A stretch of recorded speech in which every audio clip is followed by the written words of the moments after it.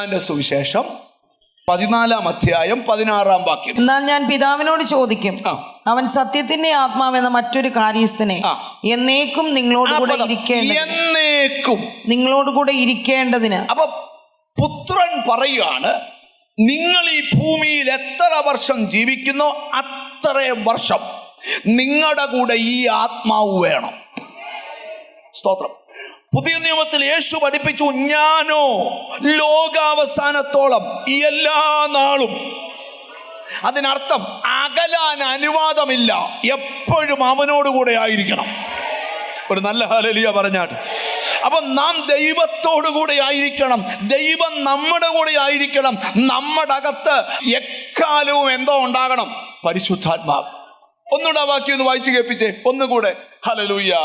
എന്നാൽ ഞാൻ പിതാവിനോട് ചോദിക്കും, അവൻ സത്യത്തിന്റെ ആത്മാവെന്ന മറ്റൊരു കാര്യസ്ഥനെ എന്നേക്കും നിങ്ങളോടുകൂടെ ഇരിക്കേണ്ടതിന്. എന്റെ അറിവ് ശരിയാണെങ്കിൽ ഈ വെള്ളയമ്പല ഹോളിൽ വന്നേ പിന്നെ 100-ലധികം ആൾക്കാർ എൻ്റെ അടുക്ക വന്നിട്ട് പറഞ്ഞിട്ടുണ്ട്, പാസ്റ്ററെ എനിക്ക് പണ്ട് പരിശുദ്ധാത്മാഭിഷേകം ഉണ്ടായിരുന്നു, ഇപ്പൊ അങ്ങ് പോയി, എനിക്ക് വീണ്ടും ഒന്ന് ലഭിക്കാൻ പ്രാർത്ഥിക്കണേ. അവര് നല്ല മനുഷ്യരായോണ്ടാ വന്ന് പറഞ്ഞ്. നമ്മളിൽ പലർക്കും പോയിട്ട് നമ്മൾ എന്ത് ചെയ്തിട്ടില്ല, പറഞ്ഞിട്ടില്ല. അത് വെച്ച് അഡ്ജസ്റ്റ് ചെയ്തുകൊണ്ടിരിക്കുക. അതങ്ങ് വിടണം. നിങ്ങൾ ശ്രദ്ധിച്ച് കേൾക്കണം. ഹല്ലേലൂയ. നമുക്ക് ഇച്ചിരുടെ ഗഹനമായിട്ട് ഈ ദൂതിലോട്ട് വരാം. ഇന്ന് പരിശുദ്ധാത്മാവ് എൻ്റെ ഒരൊറ്റ ആഗ്രഹം, ഇവിടെയുള്ള മുഴുവൻ പേരും പരിശുദ്ധാത്മാഭിഷേകത്താൽ നിറയണം. ഒരാമയും പറയാം, നീ എത്ര വലിയ രോഗിയാണെങ്കിലും നിനക്ക് ആ രോഗത്തെ ജയിക്കുന്ന ഒരു അഭിഷേകം, എത്ര വലിയ പ്രതിസന്ധിയുള്ള ആളാണെങ്കിലും അതിനെ ജയിക്കുന്ന ഒരു അഭിഷേകം.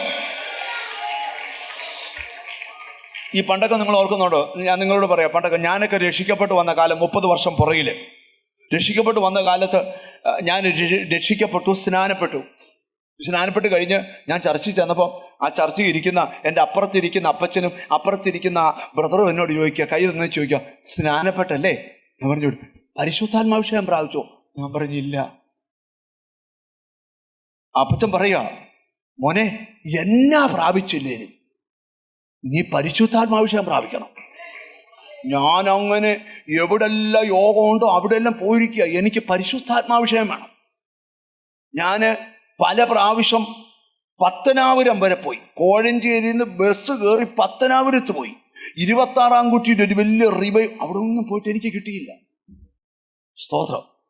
അങ്ങനെ ഇരിക്കുമ്പം ദൈവത്തിന് സ്തോത്രം, ലിനിയുടെ ദേശ കുഴിക്കാല, അവിടെ ഒരു ഷാരോൻ ചർച്ചില് സ്തോത്രം ഒരു ഉപവാസ പ്രാർത്ഥന നടക്കുക. അപ്പൊ രാത്രി യോഗത്തിൽ ഞാൻ പോയി, അവിടെ ആർക്കും കിട്ടിയില്ല, പക്ഷെ എനിക്ക് കിട്ടി. നിങ്ങൾ എത്ര നാളായി രക്ഷിക്കപ്പെട്ടിട്ട് ഇതുവരെ നിങ്ങൾക്ക് പരിശുദ്ധാത്മാഭിഷേകം ലഭിച്ചോ? അതിന്റെ കാരണം പറയാം.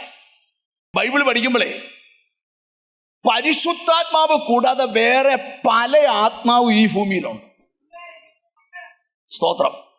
അതിനകത്ത് ചില ആത്മാവിന്റെ പേര് ഞാൻ എടുത്തു പറയാം, പ്രസംഗിക്കുമല്ല. 1 ദുരാത്മാവ്, 2 അശുദ്ധാത്മാവ്, 3 അതിലൂടെ പേരെ പറയുന്നുള്ളൂ, പിന്നെ ഒരു 10-40 പേര് പറയാനുണ്ട്, 3 എണ്ണത്തിന്റെ പേര് പറയാം. 3 രോഗാത്മാവ്. അപ്പം അശുദ്ധാത്മാവും ദുരാത്മാവും രോഗാത്മാവും മറ്റു പല ആത്മാക്കൾ വാഴുന്ന ഈ ഭൂമിയിൽ നിനക്ക് രാജകീയമായി ജീവിക്കണമെങ്കിൽ നിന്റെ മേൽ പരിശുദ്ധാത്മാവ് വേണം. മനസ്സിലായവരെ സ്തോത്രം ചെയ്യാവൂ. ഇന്ന് ഇവിടുന്ന് സ്തോത്ര കാഴ്ച ഇട്ടില്ലേലും എനിക്ക് പ്രോബ്ലം ഇല്ല, പക്ഷെ ഇന്ന് നീ പരിശുദ്ധാത്മാഭിഷേകം ദൈവത്തിൽ നിന്ന് പ്രാപിക്കണം. എത്ര പേര് റെഡിയാണ്? ഇന്ന് ഉണ്ടില്ലെങ്കിലും വേണ്ടുകല, ഉറങ്ങിയില്ലേലും വേണ്ടുകല, ഇന്നും നിന്റെ മേൽ പരിശുദ്ധാത്മാവ് വരണം. എത്ര പേർ ആഗ്രഹിക്കുന്നത്, കർത്താവേ അവിടുത്തെ ആത്മാവിനാൽ. സ്തോത്രം. എത്ര പേര് അതിന് ആമീൻ പറയാൻ പറ്റും? ഇനി ഈ ആത്മാവിനെ ലഭിച്ചവരോട് ബൈബിൾ പറയുന്ന ഒരു ദൂതുണ്ട്. എഫെസ്യ ലേഖനം 4:30 വായിക്കണമെന്നില്ല, ഞാനങ്ങ് പറഞ്ഞു കേൾപ്പിക്കാം. പരിശുദ്ധാത്മാവിനെ ദുഃഖിപ്പിക്കരുത്. പരിശുദ്ധാത്മാവിനെ എന്തോ ചെയ്യരുത്? ദുഃഖിപ്പിക്കരുത്. അടുത്തിരിക്കുന്നത് തൊട്ട ചോര, പരിശുദ്ധാത്മാവിനോട് ദുഃഖിപ്പിക്കല്ലെന്ന് പറ. പരിശുദ്ധാത്മാവിനെ എന്ത് ചെയ്യാൻ പാടില്ല?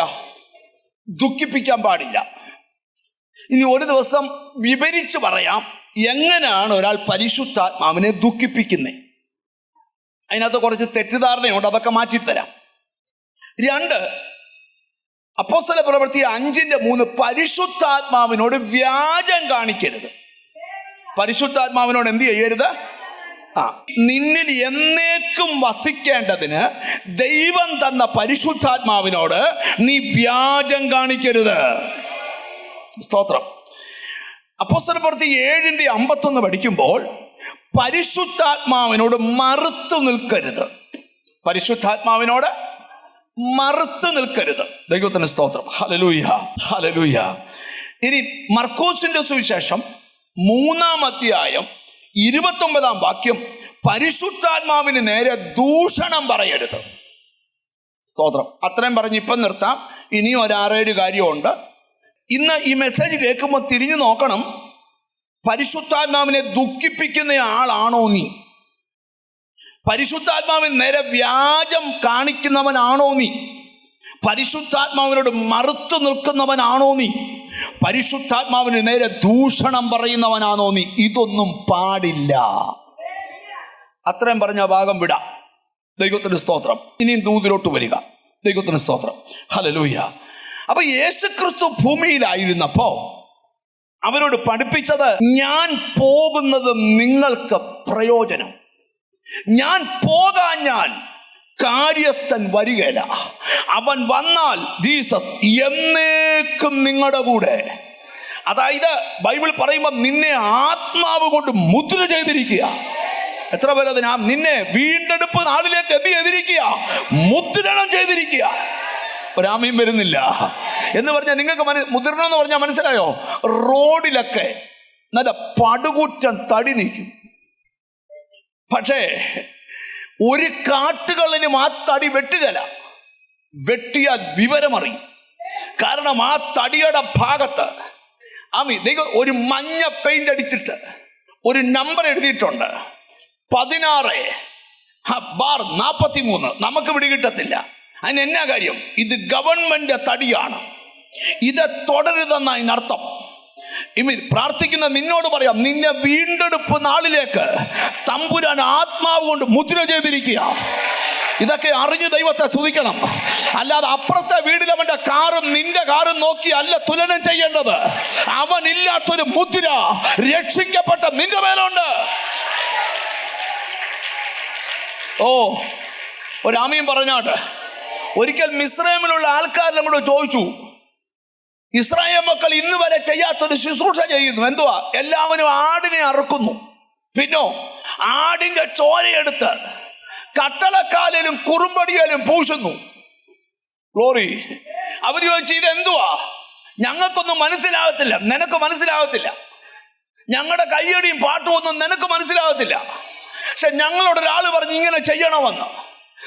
എന്താ സംഭവിച്ചേ? കൊട്ടാരം തൊട്ട് കുടില് വരെ ആദ്യജാതൻ ഛേദിക്കപ്പെട്ടപ്പോൾ ഈ രക്തം കൊണ്ട് മുദ്രയിട്ട വീടിനെ സംഹാരകൻ തൊട്ടില്ല. യേശുവിന്റെ നാമത്തില് ചിലതിനൊക്കെ നിന്റെ കുടുംബത്തിൽ വിലക്ക് കൽപ്പിക്കുക. അത് അവിടെ കയറരുത്. മിസ്രൈമിൽ വരുത്തിയ ബാധകളിൽ ഒന്നും നിനക്ക് വരികയില്ല. മനസ്സിലായി വരുന്നുണ്ടോ? പ്രാർത്ഥിക്കുന്ന ചിലരോടാ ദൂത്. മിസ്രൈമ്യർക്ക് വരുത്തിയ ബാധകളിൽ ഒന്നും നിനക്ക് വരികയില്ല. ഒരനർത്ഥവും നിനക്ക് ഭവിക്കുകയില്ല. ഒരു ബാധയും. ഒരാമയും പറഞ്ഞാട്ട്. എത്രയെത്ര ദുരാത്മ തലങ്ങൾ നിനക്കെതിരെ ശരയമ്പ് പോലെ വന്നപ്പോൾ നിന്റെ വീടിന് മുമ്പ് ഇത് വഴിമാറിപ്പോയി. നിനക്ക് കാണാൻ വയ്യാത്തൊരു മുദ്ര